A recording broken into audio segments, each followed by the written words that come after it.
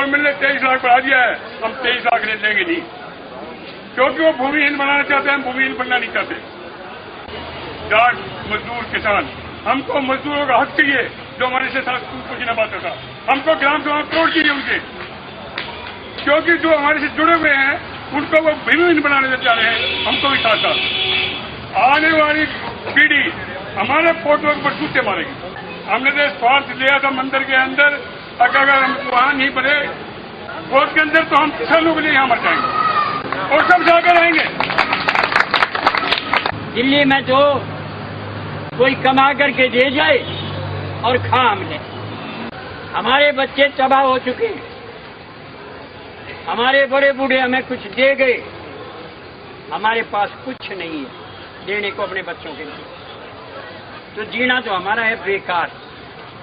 तो हमारा यह मानना है कि नया कानून आखिर कैसा बने। मैं 3-4 जिक्र आपको करूंगा। चुनाव लड़ो तो वंचितों का भविष्य, उद्योग लगाओ तो वंचितों का भविष्य सुनिश्चित, और व्यापार करो तो वंचितों का भविष्य सुनिश्चित। अब अनिश्चित कहां होता है? अनिश्चित अगर किसी का है तो वह इस देश के किसान और गांव के भूमिहीन खेतीहर मजदूरों का है।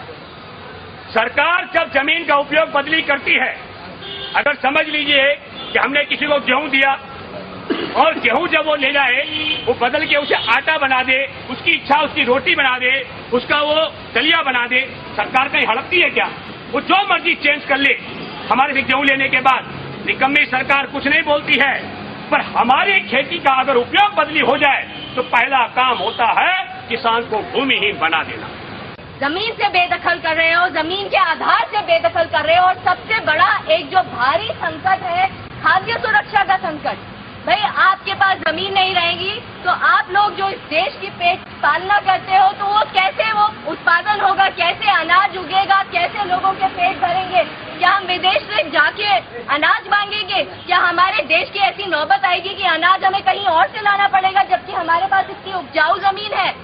कभी एक नारा हुआ करता था कि जमींदारी को खत्म करो और जमीन को सबको दो, जो मेहनत करते हैं, जो जमीन पे मेहनत करते हैं, उन सबको जमीन मिलनी चाहिए। और आज ये बिल्कुल ही उल्टी व्यवस्था पैदा कर रहे हैं, जिसमें कंपनियों को नया जमींदार बनाया जा रहा है, और कंपनियों को नया जमींदार बनाकर उनके मुनाफे के लिए काम किया जा रहा है। तो इस पूरे ढांचे की हम पूरी तरह से खिलाफत करते हैं। हम चाहते हैं कि जो भी नया कानून पास हो उसमें हम सबकी आवाज आए। अब जब मामला जमीन का है, जमीन से जुड़ा रहना चाहिए और हमें अपनी आवाज को बुलंद करना चाहिए, ताकि किसान कभी भूमिहीन ना हो। जैसे उनको रॉयल्टी मिलती है पीढ़ी दर पीढ़ी, ऐसे इसको भी रॉयल्टी मिलनी चाहिए। गांव की जमीन पर, गांव का जो भूमिहीन तबका है उसको 20 फुटरी के बाद 30 फुटरी के बाद जमीन दे दी। कब दी?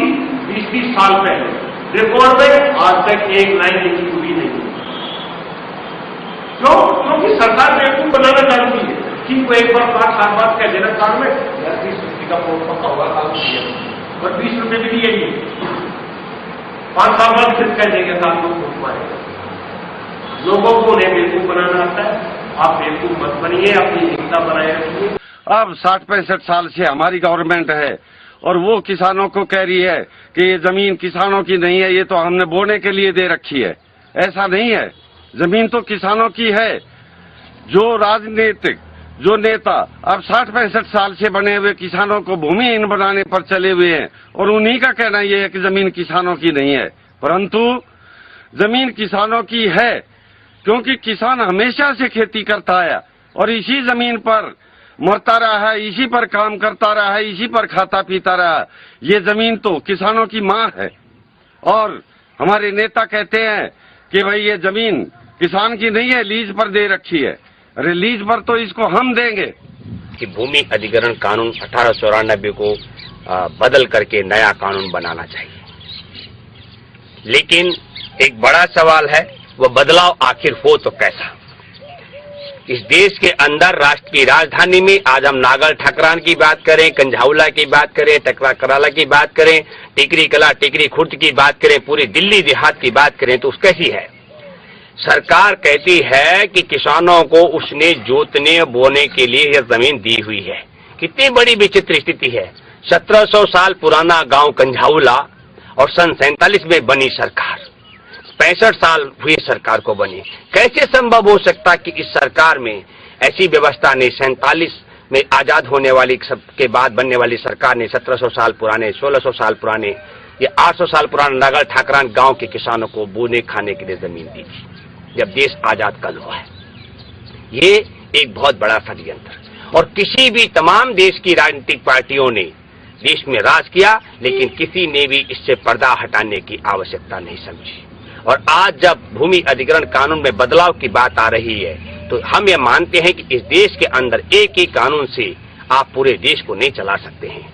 देश में एक तरफ अगर नदी घाटियों में बांध बन करके सब कुछ नष्ट हो जाता है, गांव और खेत खलियान, तो ऐसे कि प्रभावित होने वाले किसान और आदिवासियों के लिए भूमि अधिग्रहण का जो कानून है वो बिल्कुल अलग तरीके का होना चाहिए।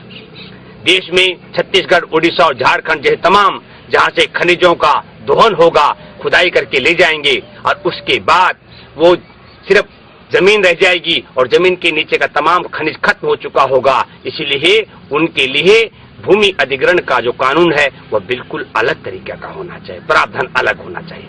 और पूरे समतल भारत में, दिल्ली हो चाहे एनसीआर से लेकर तमाम समतल भारत में, जहां फसल की जगह आप खेत की जगह आप उस पर सड़कें और आवासीय व्यावसायिक और औद्योगिक कॉम्प्लेक्स खड़े करेंगे, उनके लिए कानून में जो अलग प्रावधान होना चाहिए। और प्रावधान कैसा हो सकता है?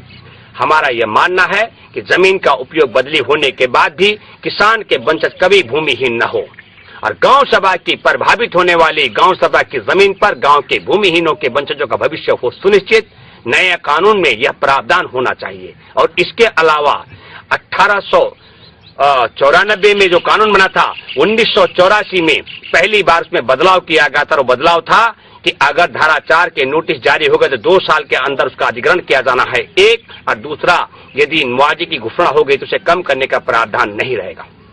इसलिए हमारा ये भी मानना है कि उसके बाद से तमाम देश के जो प्रभावित किसान हैं और गांव के प्रभावित गांव के भूमिहीन हैं, उनके वंशजों का भविष्य भी नए कानून में सुनिश्चित होना चाहिए। हमारा ये भी मानना है कि आज देश के अंदर जिनकी भूमि को हड़पा गया है और 7 करोड़ के लगभग देश में भूमिहीन बनाए गए लोगों का भविष्य नए कानून में सुनिश्चित हो, इस बात को लेकर के 2 तारीख को कंझाउला में एक राष्ट्रीय पंचायत का आयोजन किया जा रहा है। और उसके बाद हम लोग आगे की रणनीति तय करेंगे।